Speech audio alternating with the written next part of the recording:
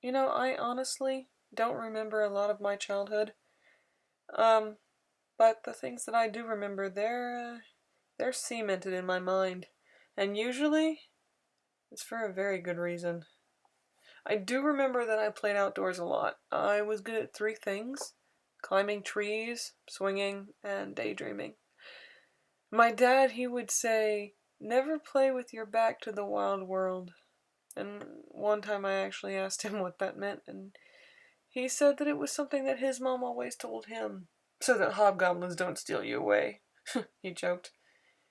My mom rolled her eyes at him, and she said that her mother had mentioned something similar, but it was because there are things that you need to be aware of. She said that people told their kids those sorts of things so that they wouldn't get bitten by snakes or hurt by alligators. Because no matter what, it's really important to just be aware of your surroundings. It did make me a little paranoid. I knew my dad was joking about hobgoblins and all, but well, I was a kid with a vivid imagination. It never really became a issue or anything like that. Well, not until my great aunt Mildred died. She was my dad's aunt on his father's side. We never really visited her that often, though. I mean, she lived down the bayou, right in proper Cajun country and all that. Not to say that we weren't Cajuns, but we liked our creature comforts. Aunt Mildred lived in a house that was up on stilts, patched together with driftwood that her husband found in the marsh. Technically, over two-thirds of her land was marsh. I think her nearest neighbor was like 18 miles away or something. It was a real remote place. But Dad worked offshore, and he was always in for 2 weeks and then out for 2 weeks, as opposed to actually having a full 8-hour day at work. And because of all that free time that he had, he was selected by his siblings to get things in order for Aunt Mildred, which is grown-up talk for making sure that Aunt Mildred had something worth having. I remember she had a rickety old swing on the edge of her land. Well, the edge of her land that was actually land. I think my parents were relieved that they could take me with them and I'd have a place to play so that I wouldn't get bored. So they would box up stuff and sift through mementos, and I'd be swinging outside and daydreaming about this, that, and another. And then we'd go back home for the evening, only to come back the next day and do it all over again. Technically, I had the easiest job, so I never really complained. I'm pretty sure my last day there was the fourth day of this venture. You see, it had rained the night before. Not much, but it was enough to make the land really muddy and the marsh water rise. I was swinging and daydreaming, as usual, trying to avoid my feet hitting the mud and slush as I went back and forth. It had been a miracle that I'd actually managed to get into the swing without doing a face plant. And then something happened in the water. I noticed that it was actually moving instead of just sitting there the way that normal bog water does. So I was trying to slow down as best as I could without dragging my feet, because, mud and slush, and they just don't make a clean getaway, and my mom's a bit of a neat freak. And I saw it in the water. It was long, and it kind of looked like a person at first, but I knew it wasn't. I grabbed the chains and I stood up in the swing just so I could lean further forward and get a better look at it.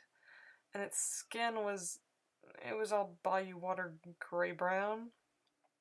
I don't think it had hair. I don't remember it having hair. But its arms were really short. They just weren't the normal length. But it didn't have legs, so to speak. I mean, it did have a lower body, obviously, but where the legs were, they were kind of, sort of fused together-ish. The most sickening part that I remember, at least, is that its knees bent backwards. I know because it bent them up into the air, and it planted its feet, if it had any feet, and it lunged up at me. It wasn't reaching for me with its hands, but it did try to bite me. And the noise that it made, it was like the way that a gator hisses and growls at the same time. I remember its monstrous face, its bulbous, glossy, solid black eyes that looked so lidless, and its wicked, pointed teeth. They just missed me as I pulled back, and I remember falling backwards as the swing swung back. I landed in the muck, and I got the wind knocked out of me. And then I hauled my little ass up and screeched like a banshee all the way into that patchwork house. Dad and Mom were convinced that my monster was a gator. Dad even waited until the water receded, and he took pictures. There were belly drag marks right next to the swing. Mom refused to let me go back, and I ended up staying with my grandmother, my dad's mom. I'd been really quiet after the initial incident. No one really believed anything that I said about the thing that I saw. They were convinced that it was just a gator. So I didn't see any reason in talking about it. But my grandmother was good at bribing people with food and prying secrets out of you. So I told her about what really happened. And she looked very stoic, and she said, "You should never play with your back to the wild world.